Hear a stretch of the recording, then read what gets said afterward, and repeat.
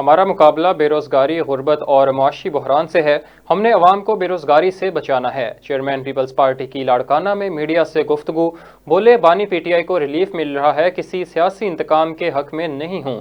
Cipher ایک serious issue ہے، کوئی بھی ضروری ڈاکومنٹ ریاست کی پراپرٹی ہے، سائفر پر پوری تفتیش ہونی چاہیے۔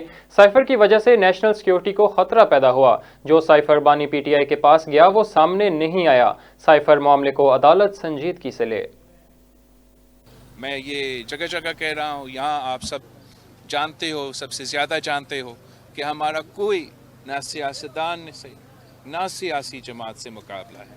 اگر ہمارا مقابلہ ہے تو ہمارا مقابلہ بے روزگاری سے ہے، اگر ہمارا مقابلہ ہے تو غربت سے ہے، اگر ہمارا مقابلہ ہے تو اس معاشی بحران سے، اس مہنگائی کا طوفان سے اپنے عوام کا ہم نے بچانا ہے۔ پیپلز پارٹی کا یہ تاریخ ہے، اور انشاءاللہ تعالی جو قائد عوام اور شہید محترمہ بے نظیر بھٹو کے نامکمل مشن کے میں اور اس ملک کے عوام مل کے اس نامکمل مشن کو مکمل کر لیں گے۔ پاکستان پیپلز پارٹی اس وقت اس ملک میں وہ واحد جماعت ہے جو عوام کی طرف دیکھ رہے ہیں، اور عوام پہ ہمارا بھروسہ ہے۔ قائد عوام نے ہمیں یہ سوچ دیا کہ طاقت کا سرچشمہ عوام ہے، تو اس لیے کہ عوام پہ بھروسہ کرتا ہوں، میں عوام سے ان کا ساتھ مانگتا ہوں، اور میں امید رکھتا ہوں کہ انشاءاللہ تعالی جیسے ماضی میں پاکستان کے عوام نے قائد عوام شہید ذوالفقار علی بھٹو کے ساتھ تھی، شہید محترمہ بے نظیر بھٹو کے ساتھ تھی، اور اس ملک کی قسمت بدل دیا،